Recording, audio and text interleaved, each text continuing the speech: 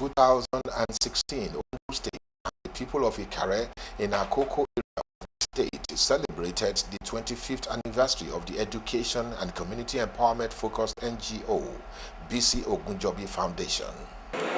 But we have started an e-program, which was the topic of today. That is, how do we encourage reading culture in the community?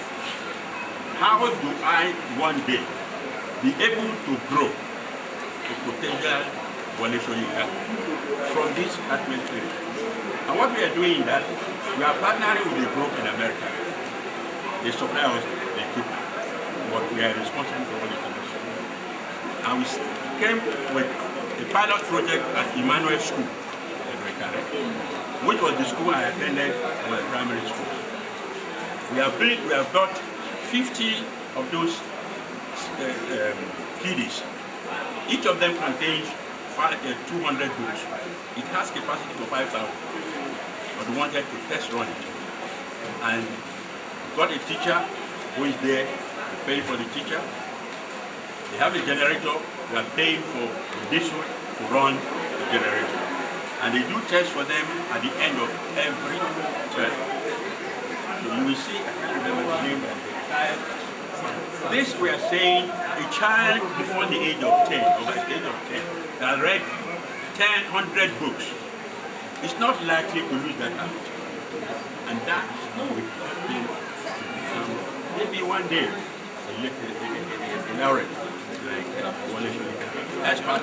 Founded in 1991 by the renowned economist and management expert Elder Bisi Ogunjobi OON, a product of the University of Ibadan and the Bradford University in the United Kingdom, where he graduated in economics and international development studies respectively.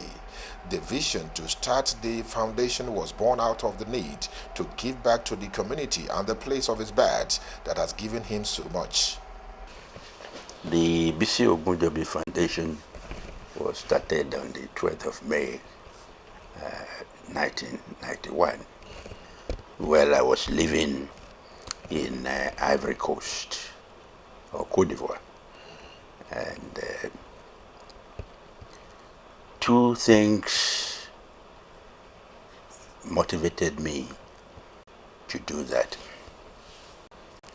The first was that when I was growing up, particularly in the primary school, we had a number of classmates who were as good as myself, if not better, in terms of academic performance. As soon as I left primary school, I went straight to the secondary school, and from there to the university non-stop, because I stood on the shoulders of my parents. My father could afford to pay for my education. And there was a particular young man in my class who is equally very good. And he has fantastic handwriting.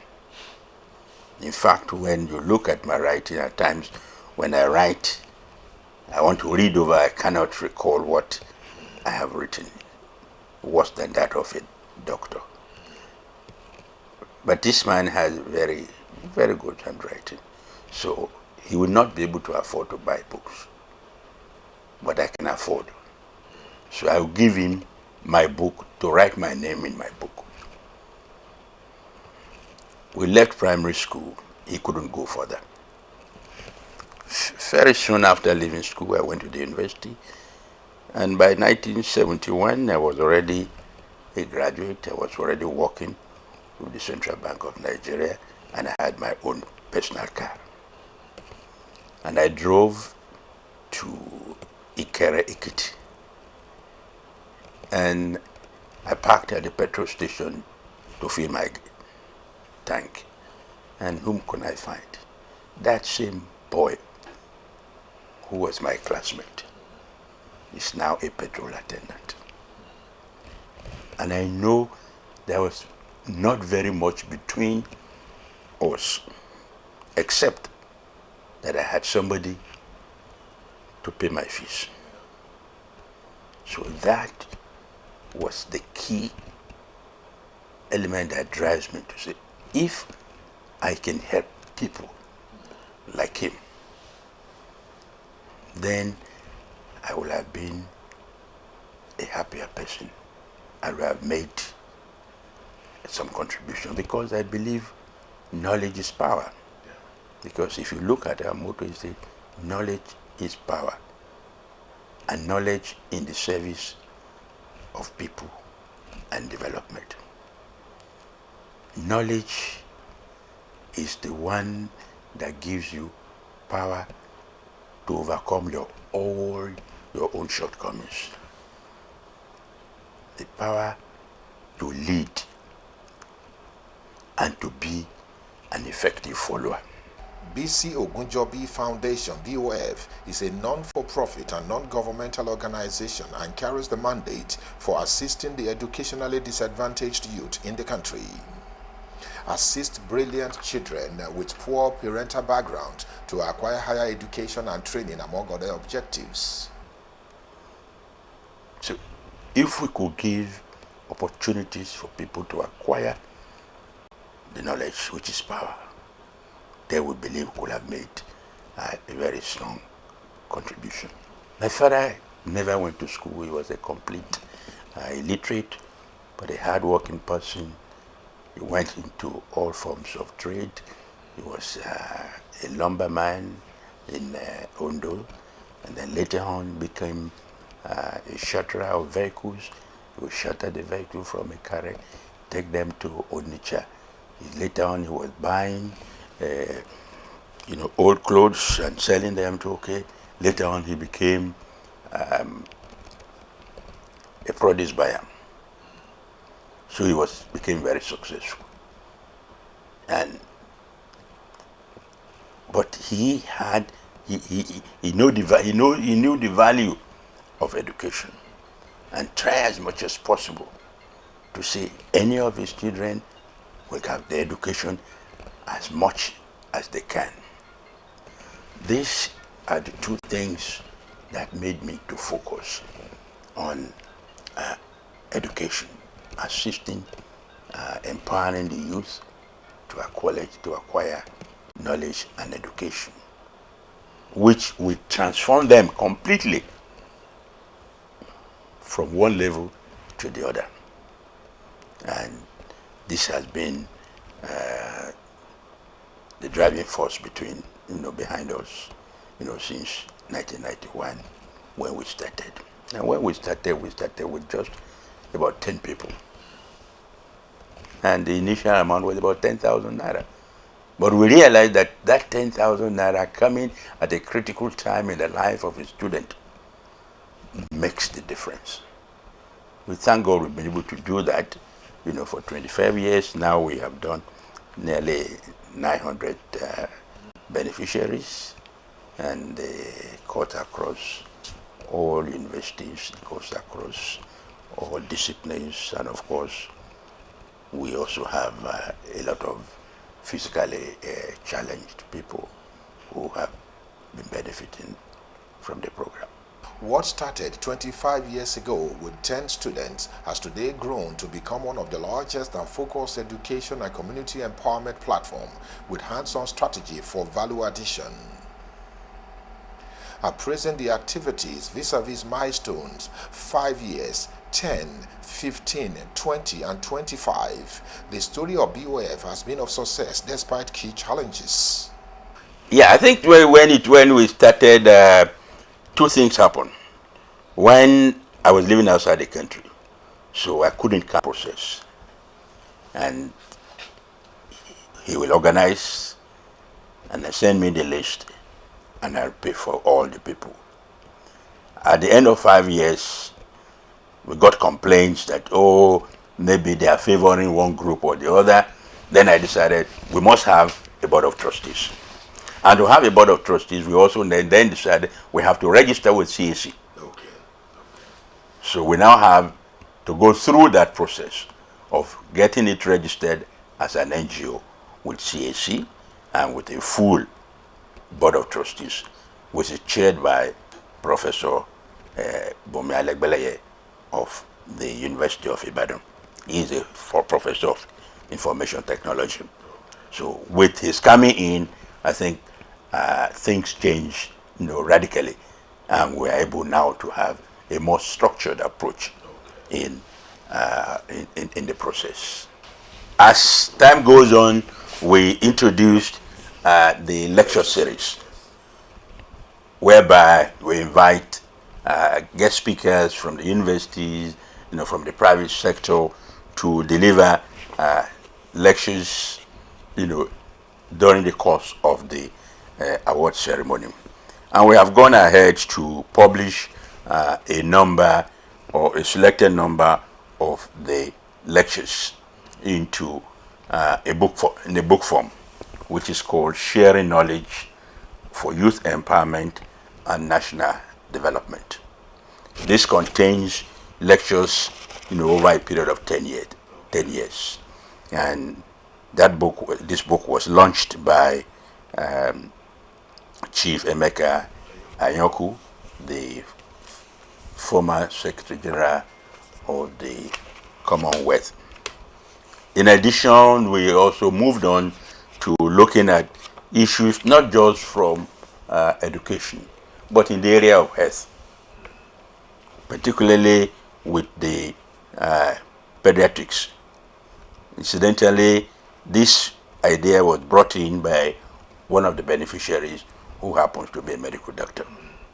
So we worked with him in the CMD Owo, and annually we had small programs with the pediatrics department of the hospital, and he took the lead in doing that.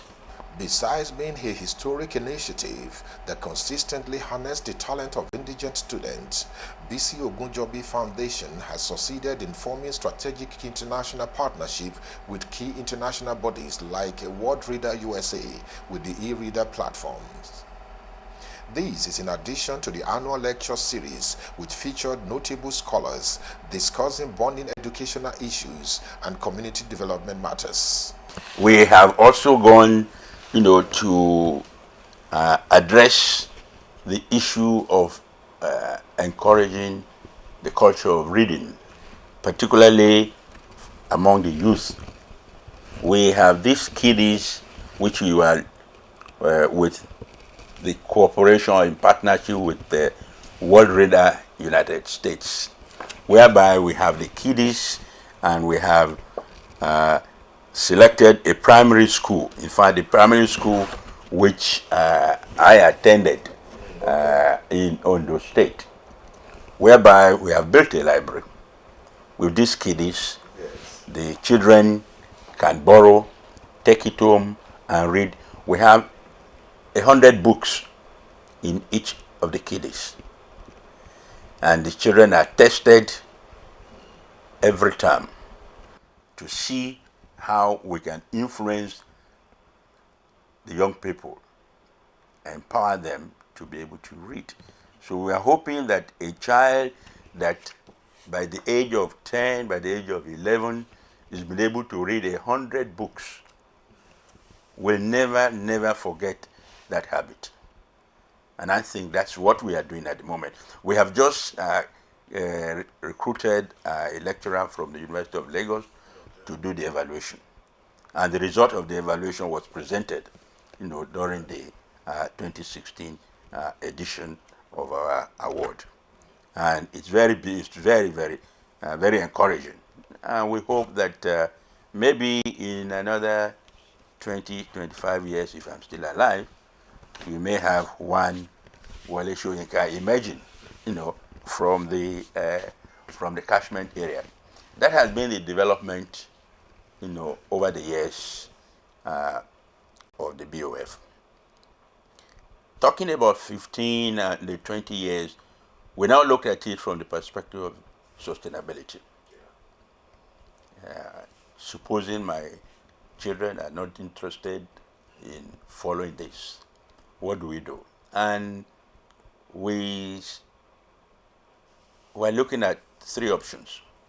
The first option was to buy shares in the name of BOF. We bought a number of shares, but unfortunately during the last financial crisis, we lost a lot of money, so we felt that was not the best option. We then decided we will build student hostels, and the revenue from the student hostels will be used, to finance the foundation in fee. And later on, we realized that with the student riots, with all this, might not be the best option. So I then decided that my father had a cocoa store, which had not been used for up to 15 years. So we decided to pull it down and to construct a plaza, which we called BOF Center, which will serve a dual purpose. One is to provide a center for youth activities, but at the same time, it has stores which will be rented out, and the revenue generated on that will be used to finance BOF on sustainable basis. I would say this is what we have done over the last 5 years, last 25 years, and the last ceremony which we had is to give the award for 2015-2016, at the same time to commission that BOF Center. It was very successful, and I think we had quite a large number of people and friends who came to witness the occasion. Sometimes last year, that was May 2015, a project was launched by the Bisi Ogunjobi Foundation, which is the World Reader e-reader project. And after 1 year, the foundation considered it necessary to measure the impact of this project, which is the reason for this presentation. I don't know if you can see the screen. This study was carried out to actually assess the impact of the use of the e-reader by the pupils of Emmanuel Anglican Primary School. Actually read and enjoy themselves. So, last year, this foundation donated 50 of this device to Emmanuel Anglican Primary School. And after the donation, we considered it necessary to study or to conduct an assessment of what this device, what impact it has made on the students.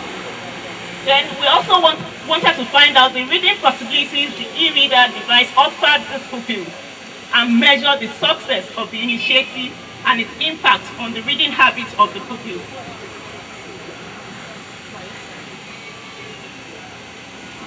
I want to state at this note that sometimes we normally think that to be literate means that to be ready, to be able to read and write.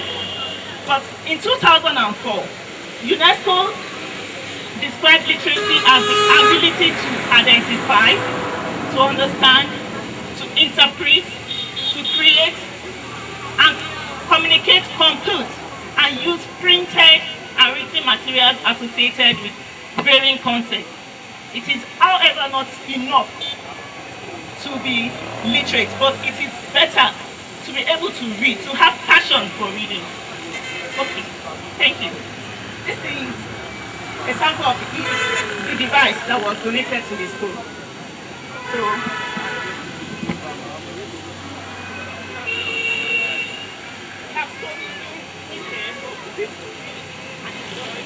skill that must be nurtured from a child's earliest years. When children know how to read and write, they only require support to reach their full potential as readers. It is the foundation of much enjoyment in life, and it is closely related to vocational efficiency. The ability to read well is absolutely critical to success in life. I just want to put up an example here. I remember one of my lecturers once said something some years ago. He said there was a time he was to travel out of Nigeria and was traveling with a friend of his who is not a Nigerian. He said at every point he was asking question, what is this? What's this thing about? And the next thing the person told him that, can't you read? Read, these things are inscribed everywhere. He said he was a bit embarrassed, but that actually changed everything about him. So anywhere he gets to, because he is able to read, he could read and understand whatever is being communicated to him.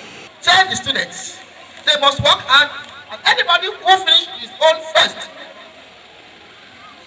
continuous scholarship will be given to him or her. And so also the parents, please encourage your children at home. When they are reading, don't disturb them. Because there is time for everything. When they come back from school, after food, maybe they want to rest, or you want to send them errands. But give them at least 1 hour to them to be able to read and do their homework so that they will achieve greatness in life. Knowledge is power. What we are giving them today, it is for them forever. Nobody can take it from them. When they know it, they know it throughout their life. And they will achieve success in life in Jesus' name.